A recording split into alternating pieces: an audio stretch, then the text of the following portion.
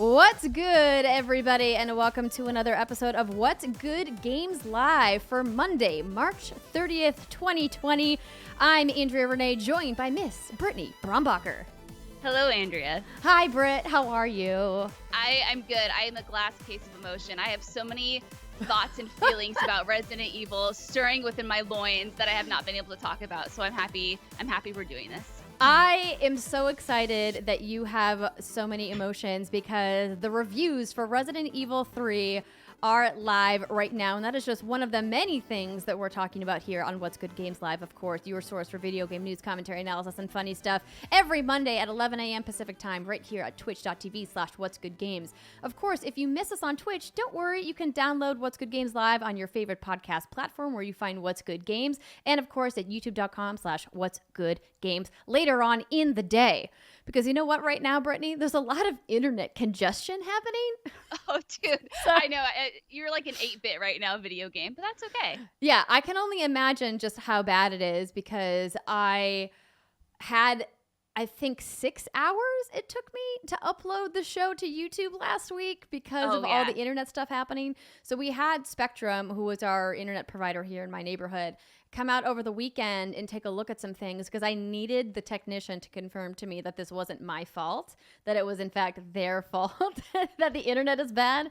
And he did. And we took a bunch of photos of all of the readings and everything he did. So now I get to decide, do I want to call them and argue with them about how much I'm paying for my internet? Or do I want to just go, you know what? This is just the reality we're in right now. Yeah, you can either argue or you can have some wine and forget about the problem. Yeah, that's right. I could have some wine and continue to play some video games. Speaking of video games, we'd like to hear from you about what you guys are playing, what questions you have. If you guys want to get involved and be part of What's Good Games Live, we have a link. It's super easy to use. It's whatsgoodgames.com/DearWGG.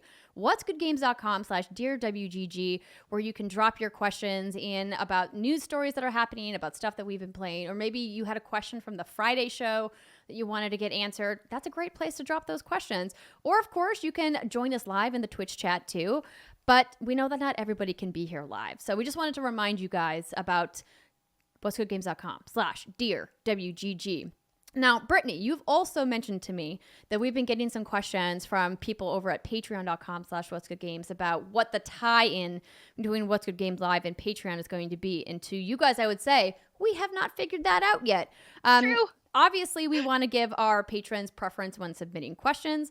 We're trying to figure out what's the best way to do that. So TBD, stay tuned, friends. But if you do want to get the most amount of your membership and your benefits, of course, you know, you guys can take advantage of all of the things that we offer. We have lots of archived streams. We have archived vlogs. We have exclusive posts. It's a great time to be at patreon.com/whatsgoodgames. And Brittany, we're going to be streaming a game later this week. Oh, yes. You baby girl going to be streaming Resident Evil 3, and I'm going to laugh. I mean, support you and all of your adventures going forward. You did really well with the demo last week. Let me just say, you picked it up very quickly. You'll just have to, apply what you've learned going forward, and you'll be fine. I will do my best to not fail you. You can't fail me. You can only fail yourself. Wow, that got real deep. Oh, wow. It really did get deep. Basically, I love you unconditionally, and no matter how good or bad you are Resident Evil, I will still love you. Oh, but thank you. That means I reserve the right to laugh at all of the things that I know are coming that you don't know. Yes, of course. 100%. Speaking of Resident Evil, the embargo lifted this morning, and you know that Brittany's going to be talking about it. So before we get to that, though, we have some other news that we want to talk about, and we want to give you guys a little bit of time to submit your questions about Resident Evil 3 for Brittany if you have not yet done so. So please do that, and we will get to those in Dear WGG later on in the show. But for now, let's go ahead and get started with some of the news that we missed in last week's show because some stuff happened. Or do you want to do Resident Evil right off the top? We can just talk about Resident Evil off the top. I need to get some of this out of me. Okay, sure. You got too much pent-up energy. All right, go for it, Britt. Mm-hmm. Okay, so yes, Resident Evil 3 review embargo is up. It was up at 8 a.m. this morning, and reviews are kind of all over the place. So before I briefly give you a little peek into my thoughts and emotions about this game. So if you look at it right now, well, as when I pulled this, PS4 was sitting at an 80, Xbox One is at an 86, PC was at a 77. Digital Fix gave it a perfect 10 and said Resident Evil 3 is a worthy successor to the Resident Evil 2 remake in every aspect. A perfect reimagining and one of the best entries in the Resident Evil franchise. Everyone's entitled to their thoughts and opinions, but that is a take. That is a take. All right, next, IGN gave it a 9 out of 10 and said the classic world is brought to life in glorious detail, and smart level design makes exploring it a delight and replaying it almost compulsory. If only all remakes could be this good, bring on the next one. And then it kind of slowly drops down. And then you get to VG 24/7, which gave it a 6 out of 10. And said Resident Evil 2 Remake's Raccoon City Police Department was so well realized that it was always going to be difficult to top, but the sequel feels like a step backwards in almost every way. It's still worth playing, but Resident Evil 3 Remake is a step backwards for Capcom, coming off the back of one of the best games of last year. It's gorgeous to look at, the jump scares will get you, and it's like stepping into a comfy pair of slippers. But even though your feet are cozy, it never feels like home. So they're obviously all over the place, and I would say I'm leaning more toward VG 24/7 in the sense that I think, we'll go into this in the next segment, but like TLDR, my thoughts, I think Resident Evil 3 Remake is a great survival horror game. I really have not a lot to complain about it as a game as a whole, like at the core what Resident Evil is. But as a major, Resident Evil fan / nerd, I have a lot of issues with a lot of the content that was cut out and a lot of the shortcuts that were taken.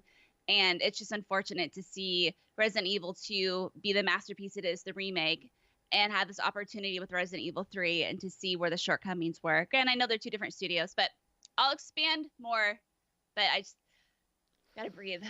Yeah, no, it's been interesting kind of taking a look at the gamut of reviews that came out this morning because, as you mentioned and what you just read, it feels like some people were really excited and other people were really disappointed. And we don't generally get a ton of games that are super divisive, but maybe this is just a situation of mismanaged expectations, would you say?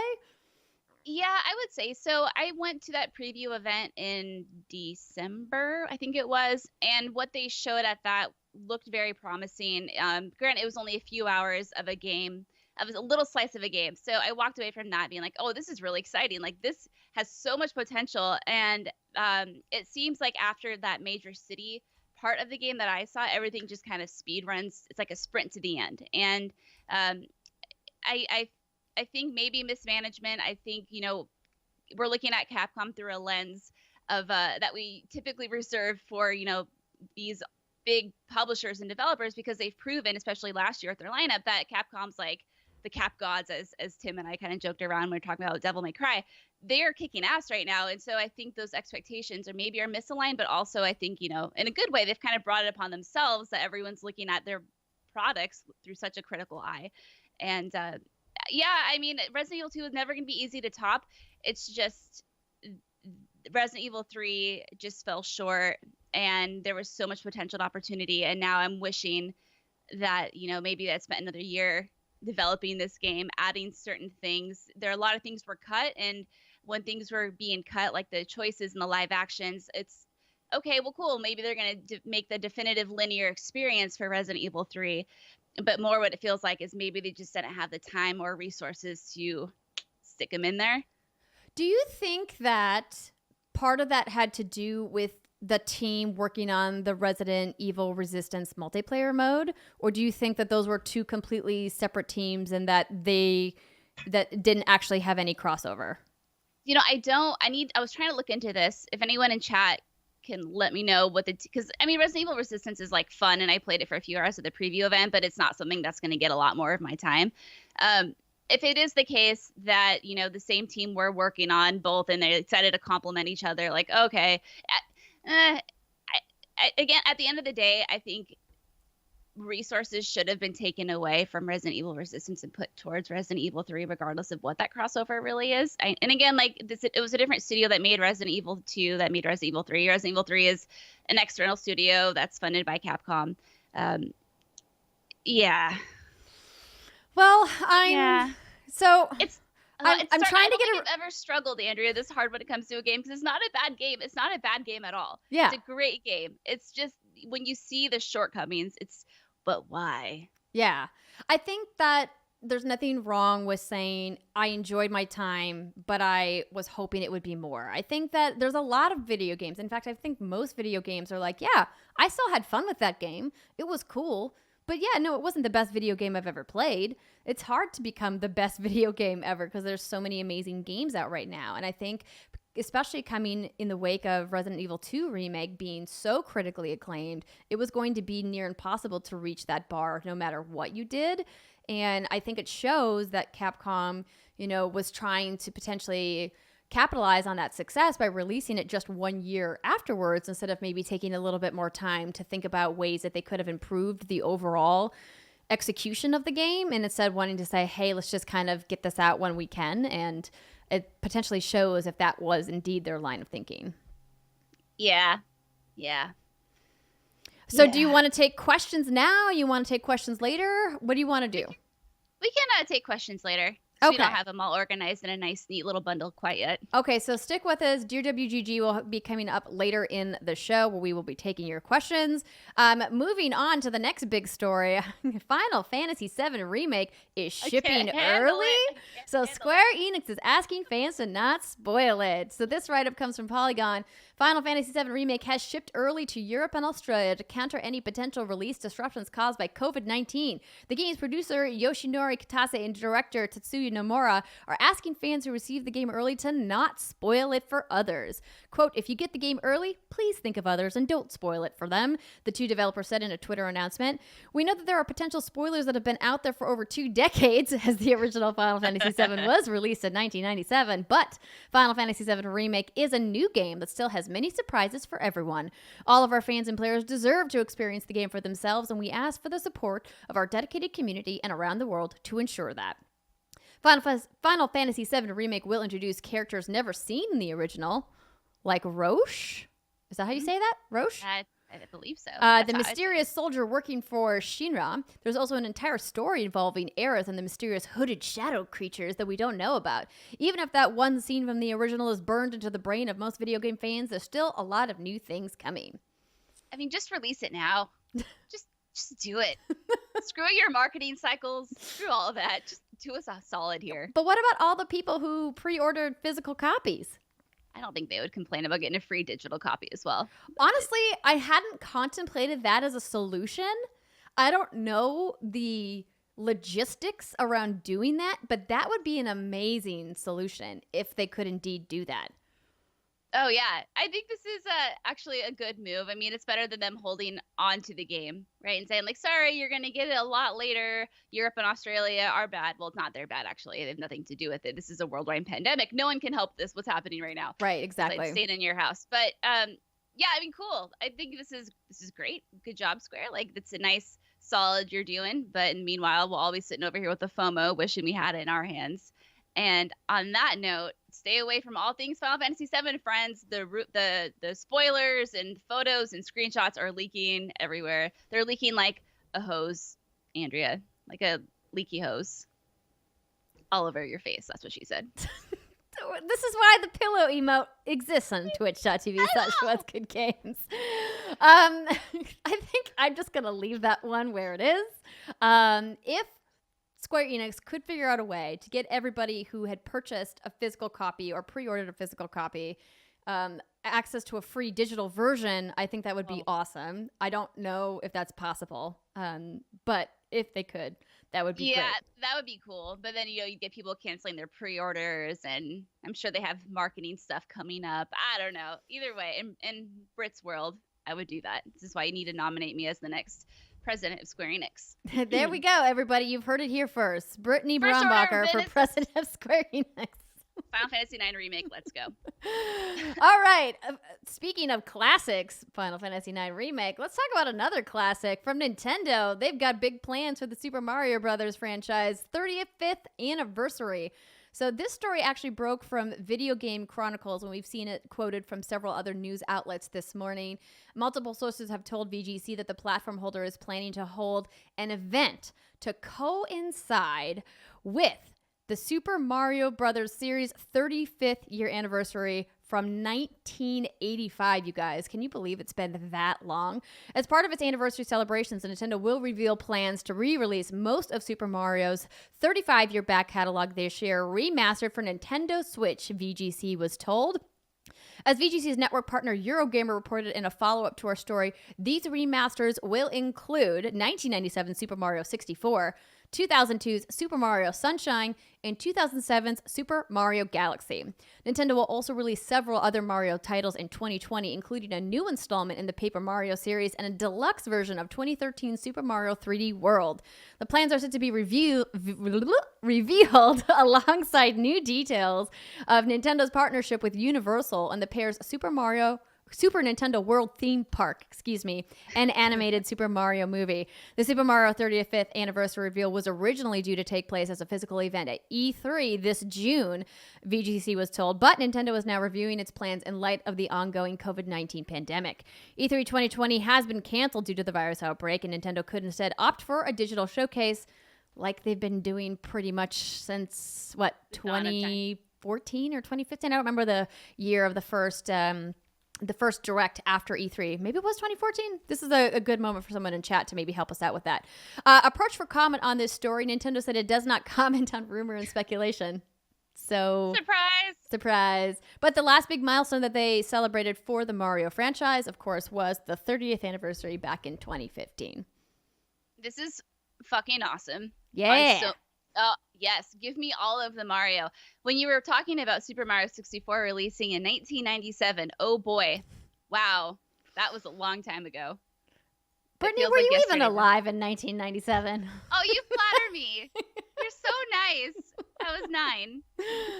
I think that we all are looking for some, feel-good games right now, and the Super Mario Brothers franchise is exactly that kind of game. I mean, that's why I think people are gravitating towards Animal Crossing on their Switch right now, because it kind of makes you feel comforted in a time of global uncertainty. And if Nintendo has been, working on Mario stuff for the 35th anniversary, I'm like, give it to me. Give me all of it. I want it all for my Switch. I want it all. Yeah. So I'm curious what these remasters are going to look like. The one that I'm most excited about is Super Mario 64. I never really played Sunshine, and I couldn't get into Galaxy because of those motion controls. I raged and I wanted nothing to do with them because Nintendo's like, yo, dog, we got these cool motion things. We're going to implement them in every game possible, so you have to use them.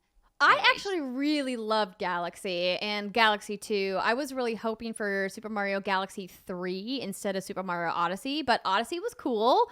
But I would really like them to continue the Galaxy franchise, especially with, the better levels of technology that we have in the Switch.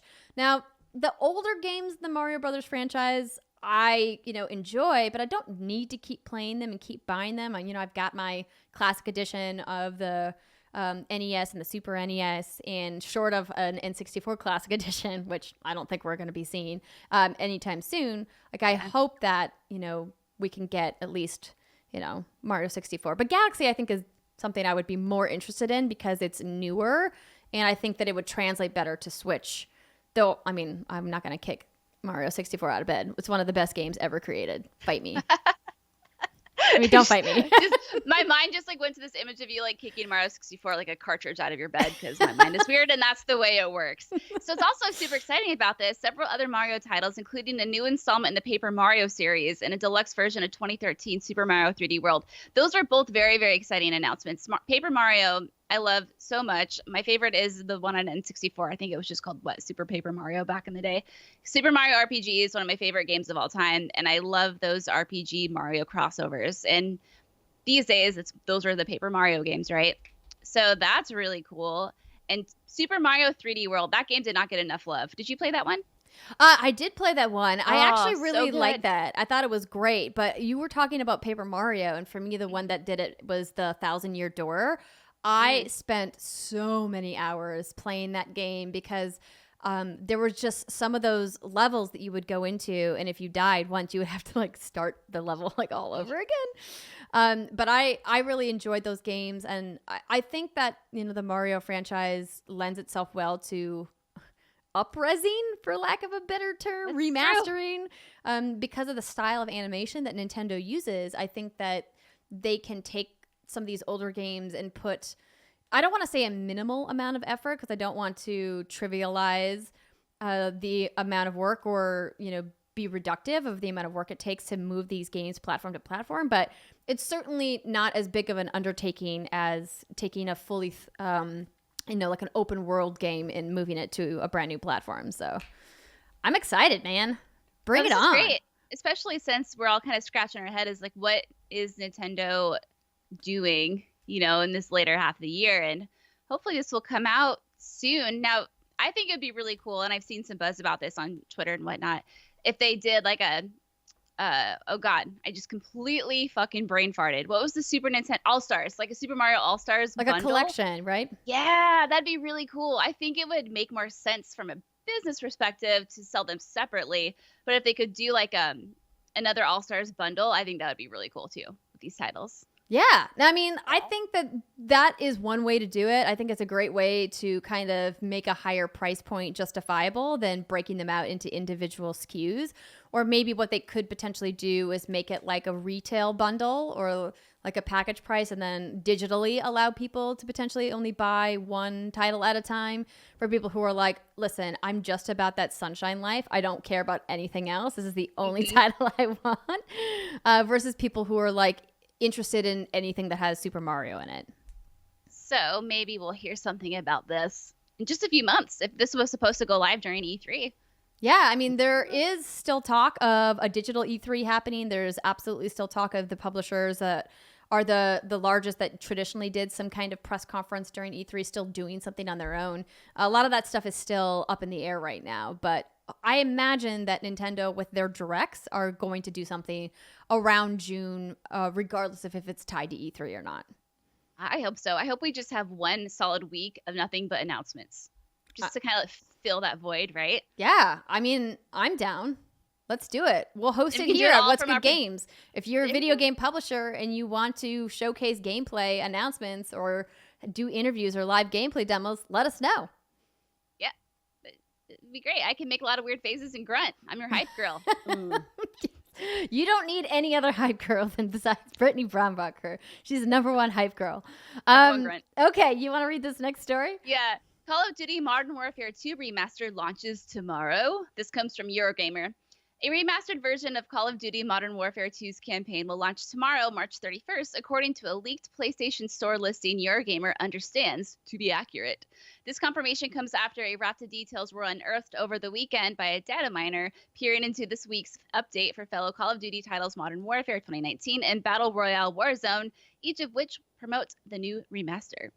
Last night, a Twitter account which accurately dated Call of Duty Warzone stated Modern Warfare 2 Remastered had a 30th March release date, close, but not quite. And before all that, the remaster's wordy official title, Call of Duty Modern Warfare 2 Campaign Remastered, was spotted on a video game rating board. Eurogamer sources suggest the remaster has sat awaiting release for some time. Activision has simply been waiting for the right time to release it, as other Call of Duty games come and go without story modes themselves. In case it needs repeating, Call of Duty Modern Warfare 2 Campaign Remastered is the story mode of Modern Warfare 2 only. There's no multiplayer. The multiplayer maps are being added to last year's Modern Warfare instead. The campaign has been completely remastered with improved textures, animations, physical rendering, HDR lighting, and more. Andrea, does this get your panties in a bundle? No, it doesn't. But that's okay, because it doesn't have to be for me, Britt. It can be for somebody else. But like, it's our show, you know, so I got to ask your opinion. True. I appreciate that. So I think that it's great that they're doing this. We heard about this previously, right? And I think that the question was when the timing was going to happen. I think it's, you know, good for people who are fans of the franchise who maybe never played that campaign originally to have the opportunity to go back. And the work that Infinity Ward did with Call of Duty Modern Warfare last year was phenomenal. The campaign was gorgeous and impactful and dramatic and powerful, and it was really, really, really well done. And if you slept on it, I mean, I highly encourage you to check it out and really just kind of see where video game technology is at, because I think Infinity Ward was really pushing innovation in a lot of aspects of game making, something that I think I echo all the time, but that Call of Duty just doesn't get enough credit for. Like, and I know that it's very popular to hate on Activision and to hate on Call of Duty as a franchise. But I think what the good part about their success is, not only does it employ thousands of people, but they are in a position where they can spend money on innovative technologies where some other developers can't. And they're really doing something interesting with it. So yeah. Dark Knight 6678 in chat says, will they cut the no Russian mission? My gut says yes. Well, on the Twitter sphere, if you look, people are already uploading what I assume to be a legit no Russian mission that has been remastered. So it sounds like it's still there. And for those of you who don't remember, that was kind of that was like the number one thing people were talking about with that game, right? You basically infiltrate an airport and you kill a lot of innocent people. And it was very controversial. And I think, yeah, that's kind of it in a nutshell. It's a big thing. Yeah, but I would be surprised if they would have cut that, because like that seems like a weird thing to censor in a game that's about war. Yeah, so if you don't want to see it remastered, just again, stay off the internet because it's floating around. People are already posting it. So this is interesting because Call of Duty Modern Warfare was remastered in 2016, and then last year we got just Modern Warfare. Do you think they're going to take Modern Warfare 2 and turn it into its own kind of standalone title like they did with Modern Warfare?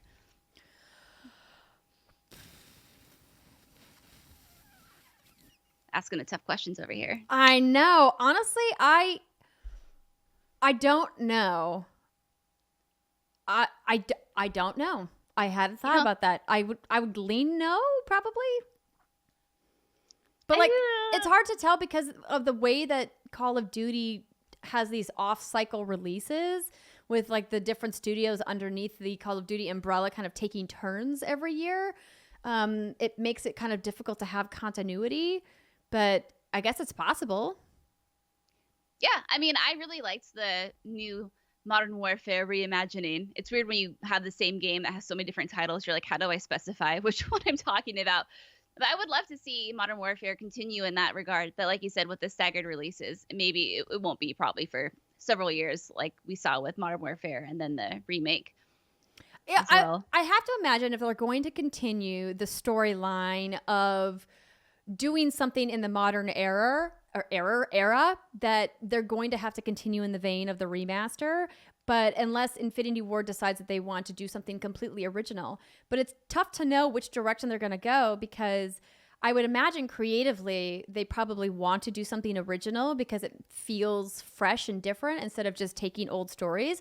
But I mean, if you look at Call of Duty Modern Warfare, while it was very much inspired by the original, it was a completely original new story, right? It was, told in very similar storytelling techniques, but with a brand new set of tools. And I think that also is an interesting idea of taking these characters. I mean, and like, no spoilers, but they kind of teed up a little something at the end that makes it feel like they're probably going to continue that at some point. So, I mean, I guess either that's going to be some kind of expansion or DLC, which we don't traditionally see at all for Call of Duty campaigns. We only see for Call of Duty multiplayer. And would lean me to say that I guess now that I'm talking through this out loud, that yes, I think they probably will, now that I've thought about it. See, we talked it out. Look at us now. Look at you. We did. You changed your mind. You've done the thing. Good job, Andrea. Thanks, Britt. I appreciate that. Okay, let's talk about some news that we missed from last week. In case you guys didn't hear, last week we discovered that the consoles are not going to be delayed. Woo! Very exciting. Well, at least so they say right now. So according to IGN, a Sony spokesperson has said that the COVID-19 outbreak should cause no impact on the launch date of the PlayStation 5. Speaking to Bloomberg, the spokesperson said that the company doesn't see any notable impact on the unspecified holiday 2020 release date. We had already heard a Sony retained PR agency make a similar statement, but this is the first time that someone at Sony itself has made a comment. That sentiment has been echoed by GameStop CEO George Sherman, who earlier said that there has been no indication of delays to either PS5 or Xbox Series X at this point. Speaking of which, according to Games Radar, the launch of Xbox Series X is unlikely to be delayed by the manufacturing limitations from the pandemic. Industry analysts have expressed fears that closures of manufacturing facilities in China would not allow enough of the next-gen consoles to be built in time for their planned launch of holiday 2020. But one group even said that there's a strong likelihood that Sony and or Microsoft may need to push back their respective console launches. However, Nadella told CNBC, that of course is Satya Nadella, the head of all of Microsoft, that on the supply side, we are getting back on the rails in response to a question about whether the company would be able to deliver on the upcoming hardware launches, such as Xbox Series X.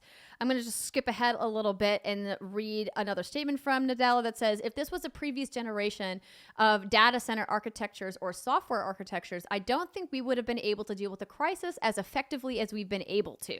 So I think that that's good news / maybe they're both saying this now, but 3 months from now, who knows? Because if you think about it, 2 weeks ago, we didn't expect to be in the situation that we're in today. So I think like I'm going to take the win, but also like, but maybe it's not, who knows? Yeah, I think the issue too is even if these consoles do make their respective release date, what about, the parts, or what about the scarcity? How easily available are these consoles going to be to get? And that's, kind of the scary thing about it. I mean, there's a lot more scary things to worry about amongst COVID-19 than getting your video game console on time. But in our industry, these are things we're very passionate about. So it would be very unfortunate if people can't get these things that they're very excited about, obviously. But kind of like going off of this, did you hear about that dude who stole some source code of Xboxes and is now holding it ransom for like $100 million? Yes. So I heard about this over the weekend. Do you have the details? I do. Yeah. So here we go. A hacker has reportedly stolen the Xbox Series X graphics source code and is holding it ransom. According to a report from Torrent Freak, this stolen data was found in a hacked computer and includes source code for AMD's Big Navi and Ardent GPUs, and the latter is rumored to be the Xbox Series X 12 teraflop GPU.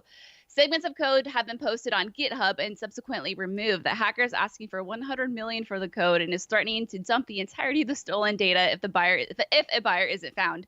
The fact that AMD has issued a DMCA takedown notice on the repository where the data was being held would suggest that this is a legitimate breach. So pretty, I mean, stupid but funny. $100 million. What are you doing? I mean, like, I don't know anything about this type of source code and like the impact of what this type of source code means. If you are watching the show live and you do know, please do write us to what'sgoodgames.com/Dear WGG or leave us a message in the Twitch chat about what you think the impact of this could be. But I think publicly threatening a company like Microsoft seems like a real bad idea, maybe? Like, what the heck? Like, I have this source code. Give me $100 million or I'm going to dump it everywhere. Like, what do you think they're going to do? Be like, okay, sure, here's $100 million. Thank you for, like, illegally hacking into our shit. We will reward you with this and let it go. I don't know. Like, Golden Corsair said in chat, this is some Dr. Evil shit. And you are 100% correct. $100 million. Yeah, it just feels like one of those things. Like, I get that, like, like a hacker would want to make a public stink about it because then, they have whatever legitimacy to their claim. But I guess like the moment that you go public or you go online with your threat, now all of Microsoft's Xbox's security and cybersecurity teams are going to be on your case. So I feel like they probably would have had a better claim to negotiate a fee to hold this code ransom if they had kept it private and just like been like, hey, I'm on the DL, like I have this thing. But then again, like I said, if you think about companies that have like the most advanced cybersecurity teams in the world, I would think Microsoft would probably be right up there. So shit got hacked. Maybe it was AMD that got hacked. But yeah, you hear about two companies hiring hackers, right? Because they want those people on their team to help prevent asshole hackers. So sir, what you did, this is what you fucked up. If I were a hacker, I mean, I can barely type, into my keyboard, so I'm definitely not a hacker. But you steal the code, and then you go to them, you're like, hello, good sirs and ma'ams of Microsoft. I found a data breach. I found a security vulnerability. Here's your code. Hire me and give me lots of money. Maybe don't do that last part. Why not? We could hire you and give you lots of money. I mean, you could be a little more smooth with it. But so Andrea, this is totally unrelated to video games right now. Okay. But I gotta ask, how are your nails holding up? That's a great question. So, I luckily was able to get, I was able to get my PAX polish off before everything closed down here in California. So I went in, and even though social distancing had already started, they hadn't done shelter in place yet, and I could kind of sense that it was coming because it was like they had just done it in San Francisco. And so I was like, oh no, if it's in San Francisco, it's definitely happening here soon. So I called up my manicurist and was like, hey, can I come by for an appointment? And so it was just me and my manicurist in the shop. That was it, just the two of us. And he did my nails, and I was like, make them real short because I don't know when I'm coming back. Dude, I know. I think the worst part is I had my hair appointment, I had my nail appointment, everything like 3 days before the shutdown happened. But I had bronchitis, so I didn't want to get people sick. So I didn't go in. Yeah. Oh boy, though. I'm telling you, because I'm like even playing games right now, like my fingernails are hitting 2 buttons at once, and I'm like, I gotta trim these bitches, I gotta cut them. It is not good. Get that file out. Start doing it the old-fashioned way. Work. Because I mean, who knows? I think it's funny, like kind of watching people's posts about getting their hair cut and all of these other like grooming things that we rely on professionals to do for us, and how everyone's like, just let it go, man. Just like let the beard grow, let your hair grow. I like the memes that are going around of people going back to get their hair cut, and it's like the photos of Robin Williams from Jumanji. It's like COVID-19 pandemic is over, and like people emerging being like, help me. help me be my best self. I know, thankfully, I have some friends who get eyelash extensions, and they're rocking like the 2 to 3 eyelashes left on their eye, and it's just a whole thing, but it's fine. Yeah. We're all in this together. Exactly. We just all have, the same, woes. We're all going to just, be a little, maybe a bit less moisturized, less colored, less trimmed up than we normally are. And that's okay. We're going to emerge from our homes like cave trolls. Like, what? Now I want to see like a new meme of a bunch of cave trolls coming out and being like, is it over? I'm sure one exists somewhere. Okay, well, that's definitely most of the news that we have for today. So why don't we go ahead and talk about Dear WGG? So again, as I reminded you guys at the top of the show, if you want to write in to whatsgoodgames.com/dearwgg, that's where we will take your questions. If you can't be with us live at 11 a.m. Pacific time on Monday mornings, don't worry. You can submit your questions all week long. But just know if it's related to news topics that happen, probably I'd say Monday afternoon through Wednesday evening, it's probably going to be covered on the Friday show. And anything else we'll try to cover on the Monday show. So, Brittany, let's maybe start with some of these Resident Evil questions. So DavidJack 19 writes in and says, where does RE3 Remake rank in your list of the series games? Oh, God. Okay.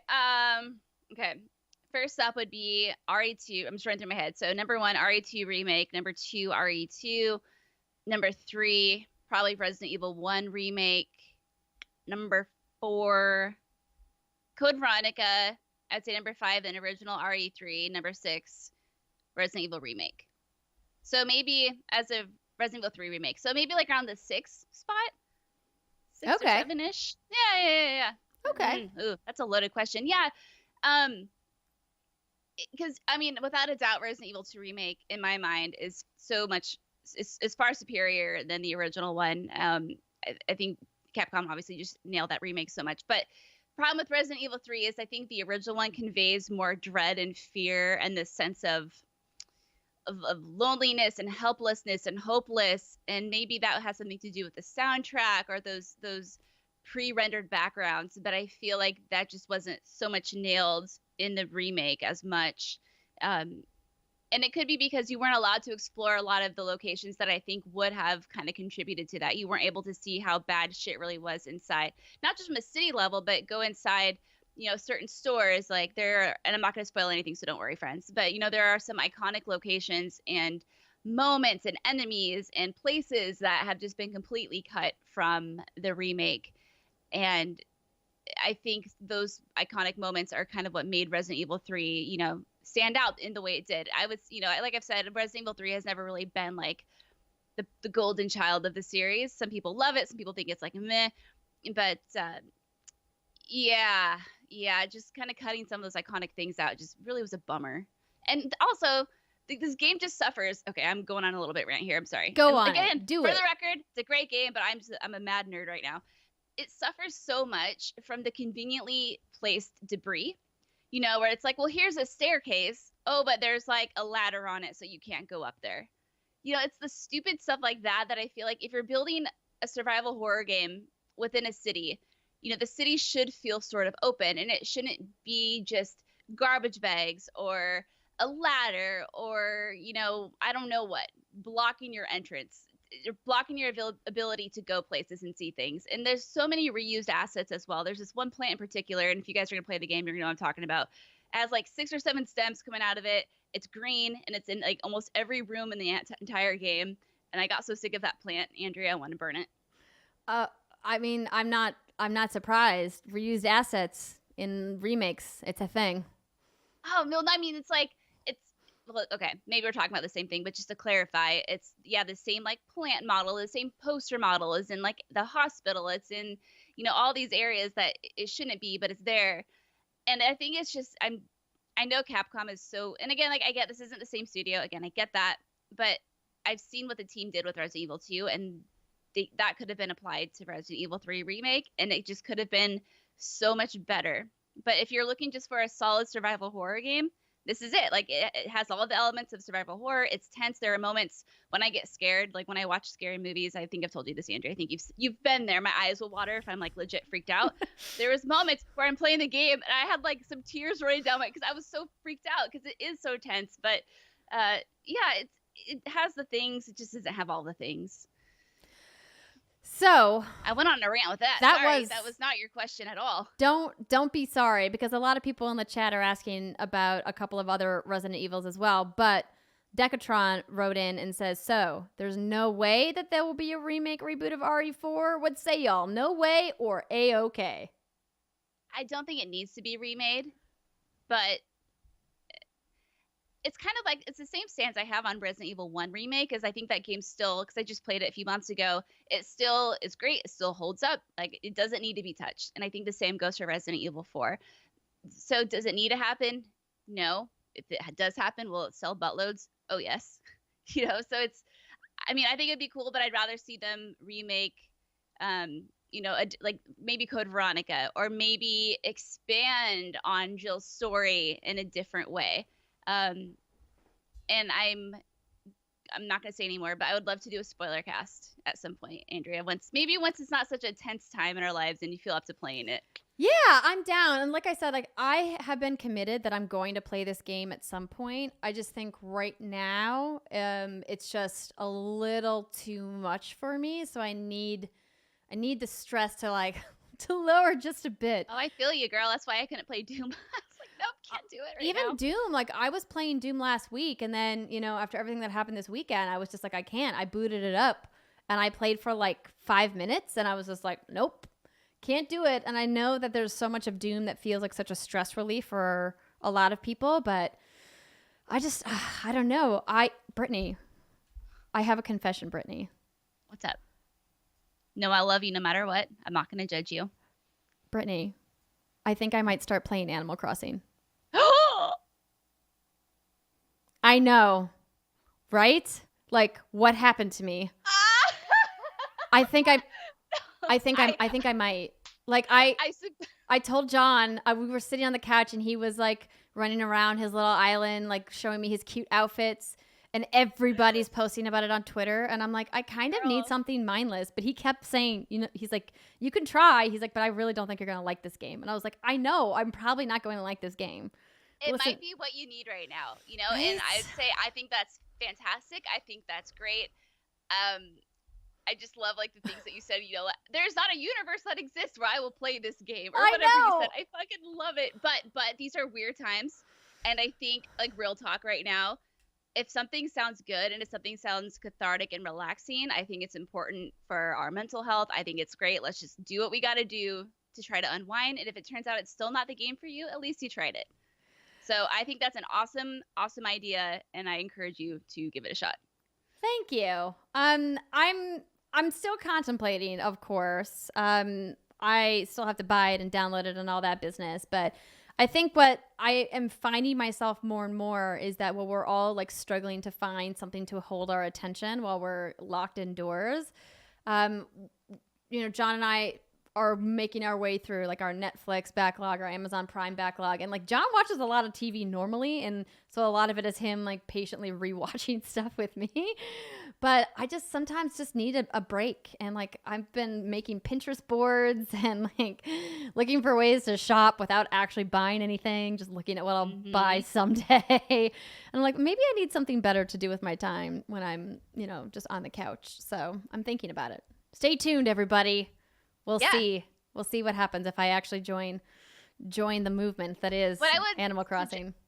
What I would suggest to you is it's really good at starting out slow because there's just not a heck of a lot you can do in the opening days of this game. So give it a shot, and you won't feel so compelled that you have to try to like wrap your head around everything at first. It's like really meaningless stuff in the beginning. Like I said, this game has no point. It's like you just exist and you live on a cute island. You have weird animal friends that are kind of scary, but that's besides the point.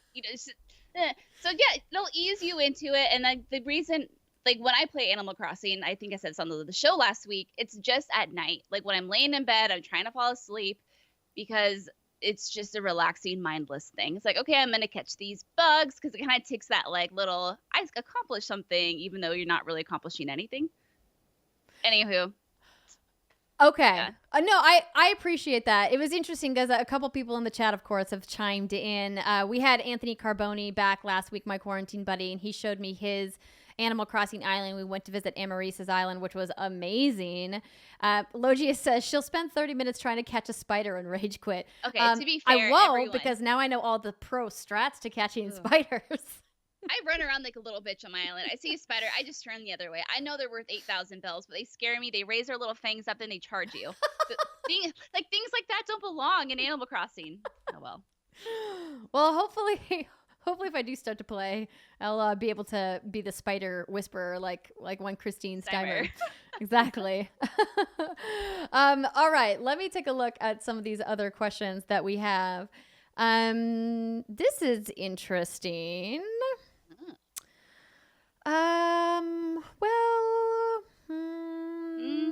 Okay, here we go. Kimber Limber writes in and says, been playing a ton of Dwaros lately, and I'm enjoying meeting and taming wild animals so they can follow me around as my pals and give me bonuses while I adventure and build up my town. This got me thinking, what are some of y'all's favorite pet systems in games? We should probably just assume Pokemon is a given at this point, but I'm curious about the others. Oh. One that came to mind right away for me was the Palico system in Monster Hunter World. Oh. So I don't remember how much Monster Hunter you played. Maybe like 20 hours or so. Okay, so then you probably didn't get to like the good part of having a Palico. So the little cat buddies that you guys have in Monster Hunter World, they followed you around, and like as you got later into the game, you could get more upgrades, and they could go find you herbs and pick out things, and then the amazing armor sets that you could get for them, and the Palico adventures, and getting to meet other little Palicos in the world. I mean, so I wouldn't necessarily say that they're a pet system, even though you can get other types of animals in the game and capture them and bring them back to your house that you build, and then those technically are pets. But what I liked about what they did with Monster Hunter World Iceborne, the expansion, is that they did this kind of different raider system, what was built on the Palico raider system, where you could use them in much more comprehensive ways. So, I mean, that was just the first thing that kind of came to mind for me for a pet system that I really enjoyed. I found this article, the 10 greatest video game pets of all time. So this is kind of relevant, kind of not, because it's not technically a system. But it has, a dog from Half-Life 2, dog Epona from The Legend of Zelda, dog meat from Fallout, Chocobo from Final Fantasy, dog from Fable 2, Yoshi from Super Mario World, and Pikachu from Pokemon. I'm trying to think the first game that comes to mind is just like literally that game that Simon and I have talked about a few times, which is Pets. like cats and dogs, and it's like DOGZ CATZ, and it was literally like a game where you raise and breed and feed and take care of little like computer cats and dogs. Like Tamagotchi? No, it's much more like Nintendogs? No, I haven't played Nintendogs. It's okay, so you have the cat, like you adopt your cat, then you have like your little cat house, and then there's all these different like items you can use to interact with the cat. There's beds, and you have to bottle feed them when they're babies and brush them and give them you can teach them tricks by like wiggling little cat treats around and all sorts of things. And that was like the only time I can really think that I had a great time with a pet in a game. I'm sure there were other moments, but I love Lionbeard40 coming in with the big win. Boomer from Far Cry. Oh yeah, duh. Yeah, the last couple of Far Cry games have had great animal companions. I don't think I would call them pets though, because they were like NPCs, right? Like they were companions that would fight alongside you, and like Peaches from Far Cry, and that was from Far Cry 5. Oh, Cheeseburger, the bear. Yeah. I'm looking around my room to see if I can like spark any pet system. Nope. Man, yeah. Lots of good pets. I wouldn't call Yoshi a pet, though. I kind of feel like that was a low blow. I feel like Yoshi is like, Mario's heteronormative life partner. That's probably not the right adjective to use. I am into that. Because he's an animal and Mario is a person. But he's a humanoid type animal because he's got a personality and he talks. What is the adjective I'm looking for? I don't know. What kind of life partner is Yoshi to Mario, really? He's used and abused by Mario. You don't think that's consensual? After all these years, Yoshi's still hanging around? Like, real talk, like, think about, like, how loyal pets are to us. Some people are assholes to their pets, and they don't care. They just love you unconditionally. Think about it. He lives in an egg that is often found in a question block, which is only released when Mario punches the question block. Out pops an egg, then out pops a little dinosaur. Mario force feeds it, and then it turns into a weird green thing, sometimes blue, sometimes red, depends. And then he uses it to bridge gaps when he can't make it, and then he drops it to his death. Like, it's a very unhealthy relationship, and quite frankly, I'm a little upset about it. Now that we're talking about it in detail, like I am having trouble kind of categorizing what this would be. East Coast Cody says that he's an associate. I feel like that's reductive. I feel like Yoshi has a much bigger place than being just an associate. Moneymaker 110, you ride your friends? ? I mean, listen, different strokes, different folks. Whatever you're into. I don't know what kind of friends you have. I'm not here to judge. No, this is an open area. Okay, but they're not equals by any means. No. Obviously, Mario is the dominant in this relationship. Right. But, okay, so the issue I have is, like, how Mario will use Yoshi to, like, bridge gaps, right? He'll, like, jump off of him. Yoshi will fall into an abyss of death. I'm assuming death. Somehow he comes back. Like, what happens down there? Is he just, like, on a constant CPU regeneration system where there's, like, millions of clones of Yoshi that are just getting spurred out? Like, what's happening here? These are we need answers, Andrea, before we can answer this. I'm getting off. Okay. This is the rabbit hole that I did not expect to go down this is what happens when you go into Dear WGG, man. It's true. It is it's a byproduct. If you guys want to send us down a rabbit hole at some point in the future, don't forget whatsgoodgames.com/Dear WGG. I want to come to. So, are we sticking with associate for now? Like, that's what we have for now. But no, I feel like associate is still reductive. I think at the very least they're best friends, right? Like that. You don't think so? I think Yoshi's just loyal to a fault, and I think Mario takes advantage of that. So, parasite host relationship. Wow. No, that's not a good one either. No, but there's got to be some love there. Right? There is a little bit of love, even if it's a little, warped. It's complicated. Hashtag it's complicated. Mario Yoshi story. Okay. Oh, right. Okay. Let's wrap up the show with one final question. Which is kind of an interesting one that I think actually from these two that are in the doc here, Brittany, that I've got highlighted, Is there one that you would want to talk about more than the other?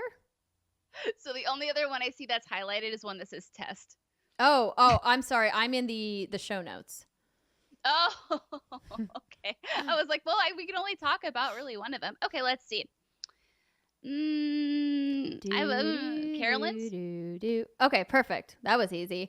All right. So Carolyn's question is, given the ongoing issues with the store closures and international shipping issues, i.e. Square and Final Fantasy VII Remake, some argue that this will drive more consumers to digital over physical. But what about pre-orders? Do you think these disruptions will push people away from pre-ordering physical copy from games long term? That's an interesting question, because we've talked about on the show quite a bit about how we think this will push digital, but we haven't talked about the impact on physical pre-orders. I mean, I guess, though, if you're going purely digital, there's no need for you to pre-order a physical copy. So unless the physical pre-order has a very specific physical bonus tied to it that you want because you're a super fan, like a collector's edition or like a toy or some other kind of like real world good that you're like, I need that tchotchke, that thing in my life and on my desk, on my shelf, wherever. I feel like that would be a big motivator for people to continue to order at retail. But like, as you mentioned, Britt, like we've been talking about how this is definitely going to push more people into digital, because look at what happened with Animal Crossing, right? Like I, at least in my personal timeline, I saw tons of my friends talk about how they didn't get their Animal Crossing at launch because it got delayed for shipping reasons. So, and we know that happens in a regular time when game launches are occurring outside of the pandemic situation. Like there still is delays in people getting their games at retail if they've ordered it through the mail instead of going into a store to physically pick it up. So I think this definitely will, but knowing how much the download systems are being throttled, particularly by, Xbox and PlayStation, I don't know. I mean, like it took me, I was downloading the Predator beta and it took me probably 3 to 4 times as long to download it because of, how they're slowing downloads than it would normally. And that was a pretty small file compared to some of these AAA games, that are anywhere from 60, 70, 80, 90 gigs or more, Mm-hmm. Yeah, I think like just to recap what we said before, it just comes down to how patient are you? How quickly do you want your games? I think with Resident Evil 3 and Final Fantasy VII and Animal Crossing, like those are very, very large titles. And we're seeing that these games are being delayed, the physical shipments of them rather. But digital is still day and date, unless you're in Australia or Europe, and then you're probably getting Final Fantasy VII a little early. And I'm not jealous at all. It's fine. It's great. So yeah, I mean, it's just gonna, like, for me, I didn't start going digital until let's be honest, I kept putting all my game discs in the wrong cases, and I got sick of it. And that's funny. Whoops! And I was a collector for such a long time, and I just kind of got sick of juggling CDs, and it was kind of a matter of like, well, do I want to go to the store right now to get my physical copy of that? No. So yeah. Anyway. I feel you. In the chat, Blind Gamer Steve, shout out to Steve Saylor, good to see Steve, you, yeah. says the problem with digital is the refund policies are terrible in most cases. Nintendo is like, you should have looked at reviews and will not give a refund at all. I prefer physical because I can at least get some money back if I trade it in. Oh, that's a good point too. Also, shout out to Steve. He hit me up. He also got a review copy of Resident Evil 3, and he hit me up and he was like, hey, I've never played Resident Evil before. What should I know? And bless his heart, I wrote him like a huge book about all of this. I try to keep it relevant, Steve. Can I have this book that you wrote? Can you share it with me? Oh, absolutely. Okay, good. I'll give you all the details. Good. But no, that's a really good point. I think, the idea of digital ownership is something that we've talked about a lot in our ever encroaching digital streaming landscape. This idea that you pay for something, but then the people who distribute it could shut that off. I think Apple is one of the more notorious platforms for that in their digital marketplace and potentially losing access to the things that you bought. And that is going to be something that the video games industry is going to need to address. And it's something that, like some companies are handling better than others. And I think it's, interesting that Steve mentions Nintendo because they have been notoriously pretty difficult to work with from a digital standpoint. But then again, they are dragging behind literally every other platform. So hopefully they'll catch up. But LOL. I'd say it's Nintendo go Nintendo. And Yeah. At least they have digital demos now. At least they're like, they're kind of getting there. It's true. They are. There. And hopefully they'll get even further ahead by the time this new Mario comes out, whatever it may be. All right, so that's going to do it for our show for today. Thank you to everybody who wrote in to whatsgoodgames.com/Dear WGG. Thank you to everybody who has joined us live on Twitch. You guys, we're an affiliate now. This is super exciting. That means that if you have Amazon Prime and you've got that free Twitch subscription, we would love if you could give it to us at twitch.tv/whatsgoodgames. I'm still working on rolling out some emotes, but we've got the That's What She Said pillow in there. I've got the little subscriber controller icon all ready to go. And we're still kind of feeling our way around some of the new things that Twitch is doing because they're rolling out some changes that are pretty exciting. So thank you to everybody who has been supporting us on Twitch. We really appreciate everything that you guys do for us and being part of our active community here on Mondays. And for people who are listening on podcast services, don't forget, Britt, what's a way that people who listen to podcasts can help support What's Good Games? They can leave a review for us on their favorite podcast platform. Counter those 1-star reviews that say we're the Fox News of podcasts, or was it gaming podcast? I don't remember what that chuckle fuck said. Oh my goodness. But it was one of those things.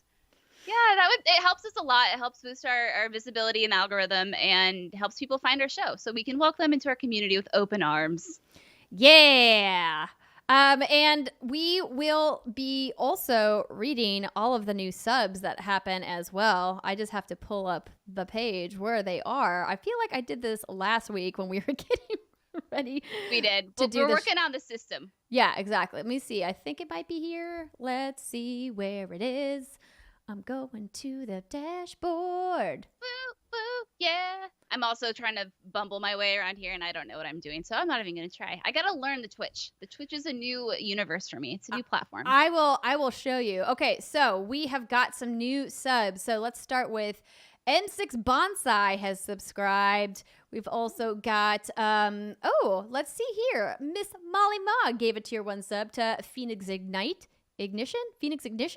I think that's what that is. Oh, it's thanks for the gift. To Ignition, hot and fresh out the kitchen. Do we sing that anymore though, or do we not like that guy? I feel like we don't like that guy. Oh yeah, that's R. Kelly. No, we don't like that guy. Feisty718 cheered us with 100 bits. Thank you so much. Lionbeard40 cheered us with 40 bits. And we had a little mini hype train going. I experienced a hype train for the first time when we were streaming. What were we streaming? And the hype train happened. I think I was streaming Animal Crossing with Anthony.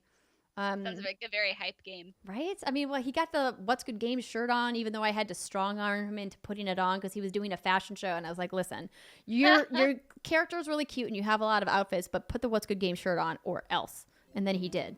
So I was very excited about that. Smart man. And on that note, we are going to say goodbye. We will see you guys on a Friday for another episode of What's Good Games. Thanks so much again for tuning in, and we'll see ya next time. Goodbye.